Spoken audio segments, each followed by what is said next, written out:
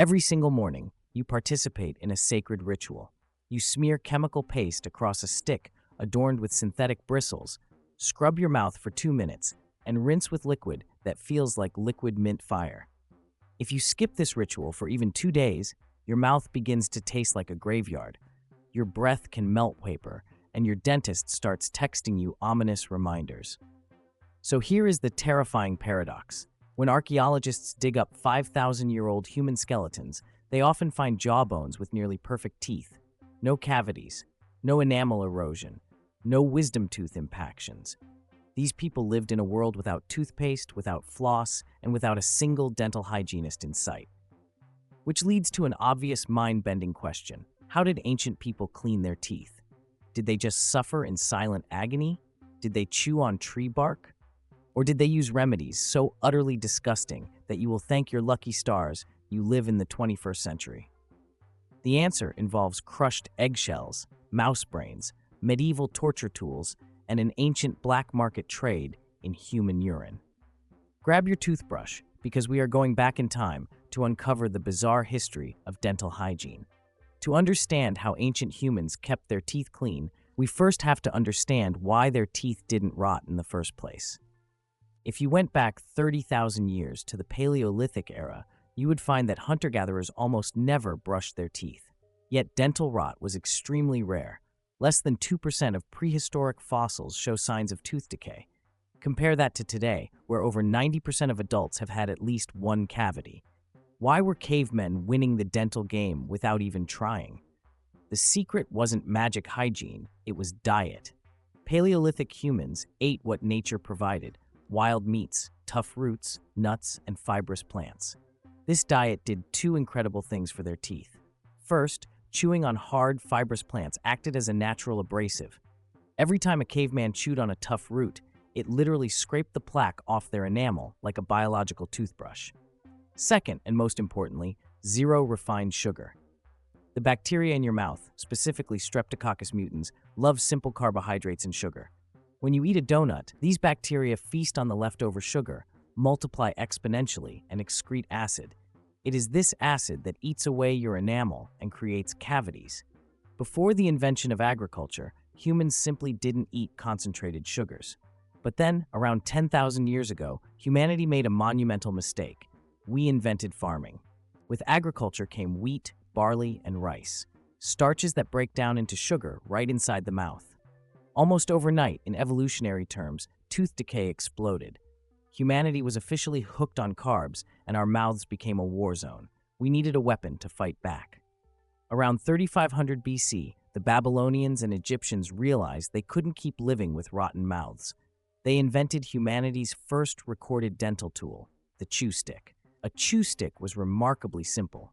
You took a twig from an aromatic tree, like the Salvadora persica tree, known today as the miswak, and chewed on one end until the wood fibers separated, forming a makeshift brush. You then used these bristles to scrub your teeth. Here's the wild part. Modern science has proven that the miswak tree naturally contains antibacterial compounds, fluorine, silica, and vitamin C. Without knowing anything about microbiology, ancient civilizations had accidentally created a self-cleaning, antibacterial toothbrush built directly by nature. Millions of people in parts of the Middle East and Africa still use it today. But a brush wasn't enough. The ancients wanted their teeth white and their breath smelling like flowers. Enter the world's first toothpaste. Around 5000 BC, Egyptian scribes wrote down the earliest known recipe for toothpaste. If you wanted to try it at home, here is what you would need to gather: crushed rock salt, dried iris flowers, pepper, burned eggshells, and crushed ox hooves. While this concoction certainly scrubbed off surface stains, it had one major flaw. It was so intensely abrasive that it wore away tooth enamel along with the dirt.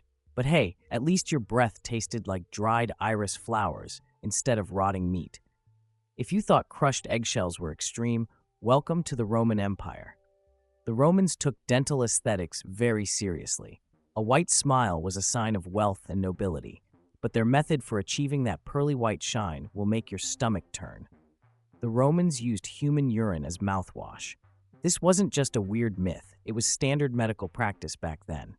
And surprisingly, there was actual chemistry behind it. Urine breaks down into ammonia, which is a powerful cleaning agent. Ammonia can effectively bleach stains and kill bacteria. Roman citizens were so convinced of urine's whitening power that the demand skyrocketed. In fact, urine imported from Portugal was considered the highest quality because it was believed to be stronger. Emperor Nero even placed a tax on the public collection of urine because the dental and textile industries were buying so much of it. As the Roman Empire collapsed, European dental care took a massive leap backward into the Dark Ages. During the Middle Ages, people forgot most of Rome's medical knowledge. When teeth rotted, which happened constantly now that people ate processed grains, they didn't scrub them. Instead, they believed in the tooth worm. For centuries, medical experts believed that toothaches were caused by small, evil worms living inside the root of the tooth, gnawing away at the nerve. To cure it, doctors would burn your gums with hot irons or fill your mouth with candle smoke to suffocate the worm. When that obviously failed, there was only one solution left: extraction. There were no professional dentists. If your tooth hurt, you went to your local barber surgeon. The same guy who cut your hair and shaved your beard would yank your rotten tooth out with unsterilized iron pliers, without a single drop of anesthesia. If you were lucky, he'd give you a shot of cheap whiskey first. By the 16th century, sugar arrived in Europe from the Americas, becoming the ultimate luxury status symbol. Only the ultra-rich could afford sugar. Queen Elizabeth Thirst of England loved sweet treats so much that by her 60s, every single one of her remaining teeth had turned completely black and rotted away.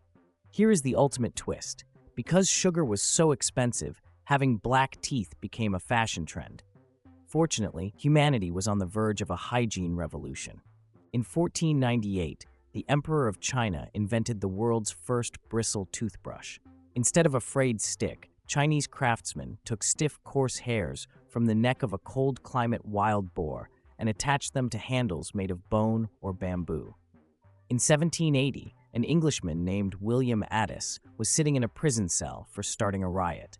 Bored out of his mind and disgusted by his dirty mouth, he saved a small animal bone from his meal, drilled tiny holes into it, obtained horsehair from a guard, glued the bristles in, and created the first mass-produced modern toothbrush.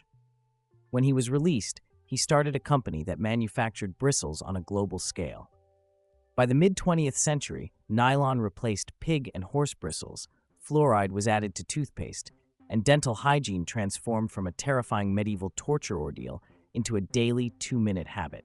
The next time you squeeze that minty toothpaste onto your brush, take a moment to appreciate the thousands of years of terrifying trial and error that made sure you didn't have to gargle urine this morning. Your teeth and your friends will thank you.